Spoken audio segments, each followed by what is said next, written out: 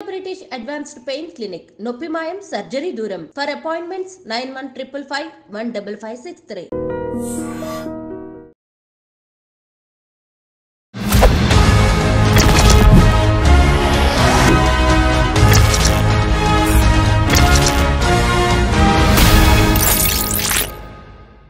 అందరికీ నమస్కారం. నేను స్వరూపోపట్లపల్లి. Welcome to I dream. Sandhya theatre ఘటన మీద దేశవ్యాప్తంగా చర్చ జరిగింది. అయితే టాలీవుడ్ ప్రముఖులు సీఎం రేవంత్ రెడ్డితో సమావేశం అవడంతోనే ఈ ఇష్యూ మొత్తం సద్దుమణిగినట్టేనా, ఇక ఈ అంశానికి చెక్ పడినట్టేనా అని చెప్పి దీని మీద కూడా ఇప్పుడు ఒక పెద్ద డిస్కషన్ జరుగుతోంది. అయితే బయటికి చెప్పిన సినిమా పెద్దలు దిల్ రాజు లాంటి వాళ్ళు చెప్పింది కరెక్టేనా, లేదంటే తెర వెనుక ఇంకేదైనా జరిగిందా, ఇలా దీని మీద అనేక రకాలైన అనుమానాలు, ప్రశ్నలు తలెత్తుతున్నాయి. ప్రస్తుతం నాతో పాటు సోషల్ యాక్టివిస్ట్ కృష్ణకుమారి గారు ఉన్నారు. ఆవిడతో మాట్లాడి దీని వెనుక ఏం జరుగుతుందో తెలుసుకుందాం. మేడం నమస్తే. నిన్న మీటింగ్ చూశారు కదా, మీరు చూశారు, అందరం ఫాలో అయ్యాము. అయితే దిల్ రాజు లాంటి వాళ్ళు వచ్చేసి అంతా సానుకూలంగా జరిగింది, రేవంత్ రెడ్డి బాగా సపోర్ట్ చేశారు అంటున్నారు. కానీ మరికొంతమంది మాత్రం బయట ఆఫ్ ద రికార్డ్ ఇంకో రకంగా మాట్లాడుతున్నారు. దీనికి సంబంధించి మీ దగ్గర ఉన్న ఇన్ఫర్మేషన్ ఏంటి? అసలు ఈ సినిమా పెద్దలు సరిగా వ్యవహరించారా, సమర్థవంతంగా వాళ్ళ విధిని వాళ్ళు నిర్వర్తించారా అంటే గనక మనకి వచ్చే సమాధానం చాలా భిన్నంగా వస్తుంది. మామూలుగా ఏంటి అంటే దిల్ రాజు గారు చెప్పిన దాని ప్రకారం ఫలప్రదమైనవి అన్నంతగా, సక్సెస్ఫుల్గా చేసి వచ్చాము అన్నంత మాత్రం ఆయన చెప్పారు. కానీ ఆపరేషన్ సక్సెస్, పేషెంట్ డెడ్ అన్నట్లు మీరు మాట్లాడింది బాగానే ఉంది. ఐక్యంగా వెళ్ళారు 46 మంది, బాగుంది. ఈ 46 మందిలో వెళ్ళవలసిన వాళ్ళందరూ యుద్ధానికి వెళ్ళారా, వెళ్ళలేదా? చిరంజీవి యుద్ధము అంటే మీన్స్ సరిగా మాట్లాడడానికి వెళ్ళారా లేదా? చిరంజీవి గారేరి, బాలకృష్ణ గారేరి, పెద్ద నటులైన మహేష్ బాబు ఏరి, మరి ప్రభాస్ ఏరి, అలాగే ఇంతకు ముందు పనిచేసిన ఎఫ్డిసి చైర్మన్గా చేసిన ఆయన ఉంటారు కదా, బంగారు బాబు గారు అంటారు, కృష్ణ గారి బ్రదరు ఆదిశేషగిరిరావు, ఆయన ఏరి, అలాగే మా ప్రెసిడెంట్ మంచు విష్ణు ఏడి, మరి ఆయన పటాటోపము, ఆయన గొప్పతనాలు చూసే కదా ఆయనకి రెండోసారి ఎలక్షన్ లేకుండా కూడా ఆయన్నే కొనసాగిస్తున్నారు. ఆయన ఏదో బిల్డింగ్ కట్టించేస్తాడు, అవసరమైతే సొంత డబ్బులతో కూడా బిల్డింగ్ కట్టిస్తాడని ఆశతో కదా గెలిచాడు. ఆ మాట చెప్పి కదా గెలిచాడు. 2 సంవత్సరాలు అయినా కట్టలేదు, మళ్ళీ 2 సంవత్సరాలు ఇచ్చారు ఆయనకి. ఆయనకి జీవితకాలం ఇచ్చినా కానీ ఆయన బిల్డింగ్ కట్టడు. కానీ అలాంటి ఆయన కూడా కనీసం బిల్డింగ్ సంగతి దేవుడు ఎరుగు. నిన్న ముఖ్యమంత్రితో మాట్లాడడానికి రావచ్చుగా. వాళ్ళ ఇంట్లో గొడవలనే ఆయన సరిగ్గా హ్యాండిల్ చేయలేకపోయారు. అది వేరే విషయం. ఇప్పుడు వాళ్ళ ఇంట్లో గొడవలు ఉండొచ్చు, వాళ్ళ ఇంట్లో గొడవలు ఉన్నంత మాత్రాన వృత్తికి అన్యాయం చేస్తావా నువ్వు? ఇప్పుడు కొంతమంది ఉంటారండి, ఆటల మధ్యలో తండ్రులు చనిపోయారని ఫోన్లు వస్తాయి, వాళ్ళు అక్కడి నుంచి ఏడ్చుకుంటూ ఫ్లైట్ ఎక్కి వచ్చేస్తారా? ఆ గేమ్ ఆడి వస్తున్నారా? ఆడే వస్తారు.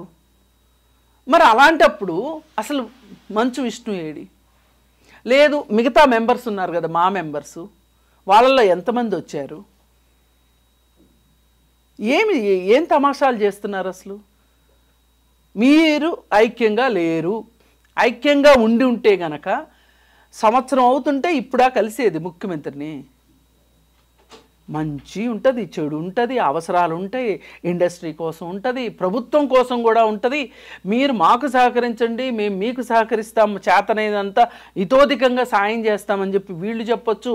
వాళ్ళేమో మేమున్నాము, పరిశ్రమ మాకు చాలా ఇంపార్టెంటు అని భరోసా ఇస్తుంది. అంటే మీరేమంటున్నారు మేడం, ఈ ప్రభుత్వానికి ఇలాగే ఇండస్ట్రీకి ఈ ఘటనకి ముందు నుంచే గ్యాప్ ఉందంటున్నారా? ఉంది. ప్రభుత్వానికి ఇండస్ట్రీకి గ్యాపే కాదు, అసలు ఇండస్ట్రీలో వాళ్ళకే గ్యాప్ ఉంది. ఇండస్ట్రీలోనే ఒకరికొకరికి గ్యాప్స్ ఉన్నాయి. అందుకే ఎవరికాళ్ళు ఏమనుకున్నారు అంటే, మా ఇంట్లో సమస్య వస్తే మేము చూసుకుంటాం, మా లాబీ మాకుంది. అందరితో కలిసి వెళ్ళేదేంటి? అందరితో కలిసి వెళ్తే నా వాల్యూ ఏంటి? నలుగురితో నారాయణ అంటే ఏం బాగుంటుంది? ఏకోన్ నారాయణ అంటే బాగుంటుంది కానీ అని డిసైడ్ అయ్యారు వీళ్ళు. అని ఎవరికి వాళ్ళు ఎవరి సినిమాకి అవసరమైనప్పుడు వాళ్ళు వెళ్ళి అడిగి తాయిలాలు తెచ్చుకున్నారు. అలా కాదు, ఇది ఇండస్ట్రీ, 24 క్రాఫ్ట్స్. ఈ ఇండస్ట్రీ అయినా మామూలు ఇండస్ట్రీయా? కోట్ల వ్యవహారం.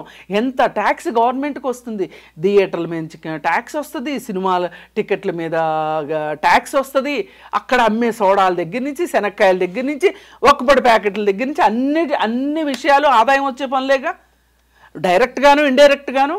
మరి ఇలాంటి పరిశ్రమని మీరు ఈ విధంగా ఎవరికి నచ్చినట్లు వాడు నాదులు లేని నెయ్యంలాగా వదిలేసేస్తే, ఒకప్పుడు ఇండస్ట్రీ ఇలాగే ఉందా? ఇండస్ట్రీ పెద్దలు ఇలాగే ఉన్నారా? లేరు కదా. మరి మీరెందుకు ఇలా ఉన్నారు? సరే ఉన్నారు, అయిపోయింది. ఒక కష్టం వచ్చే వరకు మీరు ఐక్యం కావాలి అనుకోలేదు, ఐక్యం అవ్వాల్సిన అవసరం లేదులే అని ఊరుకున్నారు. ఇప్పుడు మీకు ఇప్పుడు అవసరం పడింది. సరే, దిల్ రాజు గారు పాపం దయదలిచి ఒక అపాయింట్మెంట్ ఫిక్స్ చేశారు. మీరందరూ వెళ్ళారు. వెళ్ళిన తర్వాత మీరు కనీసం ఏమండి, థియేటర్ల దగ్గర ఇట్లాంటి గొడవలు జరగటం సహజమండి, జరిగాయండి ఇంతకుముందు కూడా. మేము మా ఫ్యాన్స్ని వదులుకోమండి, మేము ఇచ్చుకునే సహాయం మేము ఇచ్చుకుంటామండి. కానీ లేదు, ప్రెస్కి ఇవ్వకపోయినా పర్వాలేదు, కనీసం మన ఆత్మతృప్తి కోసమైనా మాట్లాడాలి కదా. అంటే ఈ మొత్తం మొదలైన దగ్గర నుంచి ఇప్పటి వరకు నా ఉద్దేశంలో 11th ముద్దాయి అల్లు అర్జున్. 11th ముద్దాయిని ఒక టెర్రరిస్ట్ని పట్టుకున్నట్లు ఇంట్లోకి వెళ్ళి పట్టుకుని రావాల్సిన అవసరం ఏమొచ్చింది? రమ్మంటే రాడా? ఆయన ఏమన్నా పారిపోతానని చెప్పాడా? మీకేమన్నా ఆయన ఏమైనా టికెట్ కొనుక్కున్నాడా వేరే దేశానికి? వెళ్ళాడు కదా. అసలు ఈ ఘటన జరగటానికి ప్రభుత్వం వైపు నుంచి వైఫల్యాలని కప్పిపుచ్చుకోవటం కోసమే ప్రభుత్వం పెద్దలు వాళ్ళ ఇష్టారీతిని ప్రెస్ మీట్లు పెట్టి అసెంబ్లీలో ఇష్టం వచ్చినట్టు మాట్లాడారు. ఈ పరిస్థితి ఎందుకు వచ్చిందని మీరు కనీసం ఆలోచన చేసుకుంటున్నారా? ఎందుకు వచ్చిందంటే మీ అందరి మధ్యలో ఐక్యత లేదు కాబట్టి రెండో వాళ్ళకి ఈ మాత్రం అవకాశం దొరికింది. సరే, దొరికింది, వెళ్ళారు, మాట్లాడారు, అయిపోయింది, బయటకు వచ్చారు. బయటకు వచ్చిన తర్వాత అసలు వీళ్ళు నిజంగా ఇంత ఐక్యంగా వెళ్ళారు కదా, ఈ ఐక్యత ఇలాగే కొనసాగుతుందిగా మనసు అనుకుంటే బయటికి రాగానే వాళ్ళ రంగులు మళ్ళీ చూపించారు. మేము విడిగానే ఉంటాము, మేమేం కలిసి ఉండము, మాకు కలిసి ఉంటే ఏంటి లాభం, విడివిడిగా ఉంటేనే ఎవరికి వాళ్ళకి వ్యక్తిగత లాభాలు ఉంటాయి, ఇక్కడ మిగతా అంతా గాలికి పోయినా పర్వాలేదు అన్నట్లు ఒక్కొక్కళ్ళు ఒక్కొక్క స్టేట్మెంటు. అసలు మీటింగ్కి వెళ్ళనోళ్ళు స్టేట్మెంట్లు, ఎల్లోళ్ళంటే వెళ్ళిన ఉత్సాహంలో ఇచ్చారు స్టేట్మెంట్లు అంటే అర్థం ఉంది. ఎల్లనోళ్ళు మాట్లాడేసేసి ఇప్పుడు దగ్గుపాటి సురేష్ బాబు ఇంట్లో ఉన్నట్టుంటే ఎట్టా కుదురుతుంది, బయట కూడా కొంచెం ఒళ్ళు దగ్గర పెట్టుకోవాలి, జాగ్రత్త పెట్టుకోవాలన్నట్లు ఆయన ఇంట్లో పిల్లలు ఎంత ఒళ్ళు జాగ్రత్త పెట్టుకుని ఉంటున్నారో. గురువింద గింజల్లాగా మాట్లాడితే కుదరదు. పిల్లలన్నాక, పెద్దలన్నాక, మనుషులన్నాక తప్పులు చేయటం సహజం. కాకపోతే తప్పులు పొరపాట్లు తెలుసుకుని దిద్దుకోమని చెప్తారు ఎవరైనా, తప్పులు చేయకుండా ఉండమని ఎవరూ చెప్పరు. అసలు చెయ్యని వాళ్ళు ఉంటారంటే ఆశ్చర్యం. అసలు తప్పులే చేయలేదు అంటే ఏం పని చేయలేనట్లు లెక్క. పని అంటూ చేస్తే తప్పులో ఒప్పులో అన్నీ దొరుకుతాయి కదా, ఆ మాత్రం జ్ఞానం ఉండక్కర్లా. అంటే మేము విడివిడి అని చెప్పి చెప్పాలని ప్రయత్నం అన్నమాట. అందుకని మమ్మల్ని దీనిలో కలపకండి, మాకిచ్చే ఇన్సెంటివ్లో లేక మాకిచ్చే రాయితీలో మాకు విడిగానే మా ప్యాకేజీ మాకే అని మాట్లాడినట్లుంది. ఇప్పుడు పిల్లలన్నాక ఎవరి పిల్లలని తప్పులు చేస్తారు కదా, వాళ్ళ అబ్బాయి తప్పు చేశాడు కదా అని చెప్పి మీరు వాళ్ళు ఇలా మాట్లాడితే రేపు మీ అబ్బాయి తప్పు చేసినప్పుడు, ఇప్పుడు చిరంజీవి గారు ఒక మాట చెప్పారు, చెడు చెవులో చెప్పు, నిజం బజార్లో చెప్పు అని. మరి ఈయన అంతగా అయితే అల్లు అర్జున్ ఇంటికి వెళ్ళి, నానా ఇట్లా ఉంటే కాదు, ఏమన్నా నీకు ఇలా రోడ్ షో అది చేసుకుంటూ వెళ్ళావు కదా, అలా చేయకుండా ఉండాల్సింది, నీకు కొంచెం యాటిట్యూడ్ ఎక్కువైందని ఎవరెవరో అన్నారు నాతోటి, అది మంచిది కాదు. ఒక పెదనాన్నలాగానో ఒక చుట్టంలాగానో చెప్పుంటే ఎంత బాగుండేది. చెప్పకుండా రోడ్డు మీదకి వచ్చి మాట్లాడతారా? అందుకే వీళ్ళు ఎవరికి వారే యమునా తీరే అన్నట్లు ఉన్నారు. చట్టం తన పని తాను చేసుకుపోతుంది. నేను సీఎంగా ఉన్నన్ని రోజులు కూడా బెనిఫిట్ షోస్ ఉండవు, టికెట్ల పెంపు ఉండవు అన్న తర్వాత మళ్ళీ ఈ టాలీవుడ్ పెద్దలతో సీఎం రేవంత్ రెడ్డి మీటింగ్ ఎందుకు జరిగిందంటారు? అలాగే ఎఫ్డీసీ చైర్మన్గా సడన్గా దిల్ రాజు గారు ఎందుకు ఎంట్రీ ఇచ్చారు? అంటే దిల్ రాజు గారిని ఎఫ్డీసీ చైర్మన్గా చేసి చాలా రోజులైంది, 10 రోజులు 15 రోజులు అయింది. అయితే ఆయన నేను ప్రమాణ స్వీకారం నా పుట్టినరోజు నాడే చేసుకుంటాను అని చెప్పి ఆయన ఈ లోపు మధ్యలో అమెరికా వెళ్ళొచ్చారు. అయితే ఈయన అమెరికా వెళ్ళేటప్పటికే నాకు ఐడియా ఉన్నంత వరకు, if I am not wrong, ఈ థియేటర్ కూడా మొదలైంది. మరి ఇండస్ట్రీలో ఇంత రగడ జరుగుతూ ఉంటే, ఇంత ఇబ్బంది ఉంటే అమెరికా ఎందుకు వెళ్ళినట్లు? సరిదిద్దాలి కదా. నీకు ఎఫ్డీసీ చైర్మన్, నువ్వు ప్రమాణ స్వీకారం చేసినా చేయకపోయినా నిన్ను అనౌన్స్ చేశారు అంటే ఆ బాధ్యతలో నువ్వు ఉండొచ్చు కదా. అన్ని రోజులు ఆగి సీఎంని కలవడం ఏంటి అంటే ఇప్పుడు వీళ్ళ సినిమాలు ఉన్నాయి. సంక్రాంతికి వస్తున్నా మహారాజ్, ఇలాంటి సినిమాలు ఉన్నాయి. వీటి కోసం అని చెప్పి వీళ్ళు ఇప్పుడు వెళ్ళి మళ్ళీ కొంచెం వాళ్ళని దువ్వుతున్నారు. అయితే నేనేమంటానంటే, సరే ఇవి కూడా అవసరాలే, కాదని అనట్లేదు. మీరు సమాజానికి ఉపయోగపడండి, సమాజం దగ్గర నుంచి మీరు డబ్బులు తీసుకోండి, తప్పులేదు. ఇన్నాళ్ళు మీకు ఎవరో చెప్పకపోయి ఉండొచ్చు, మీరు సామాజిక కార్యక్రమాల్లో పాల్గొనాలి, దీని మీద సెస్ వేస్తాము, ఆ సెస్ తోటే గురుకులాలకి ఆ డబ్బులు ఇవ్వటం జరుగుతుంది, అది ఇది అని చెప్పి వాళ్ళు కూడా అడిగారు, వీళ్ళు కూడా మేము చేస్తామన్నారు. అంతవరకు బాగానే ఉంది. మరి వీళ్ళు ఇస్తున్న కలర్ ఏంటంటే బయట ఏమంటే, మరి బెనిఫిట్ షోలు వాటి గురించి ఏమన్నారు ఆయన అంటే, అసలు ఆయన పెద్ద వేదాంతిలాగా ఏంటండి బెనిఫిట్ షోల గురించి అడుగుతారు, అది చాలా చిన్న విషయం, పెద్ద విషయాలు వేరే ఉన్నాయి. పెద్ద విషయాలు అంటే ఏంటి? మీ సినిమా రిలీజ్లా, మీకు కావాల్సిన రాయితీలా? వీళ్ళంట ఇంత స్వార్థపరులు. వీళ్ళు హైదరాబాద్ని ఇంటర్నేషనల్ సినిమా హబ్బుగా చేస్తారంట.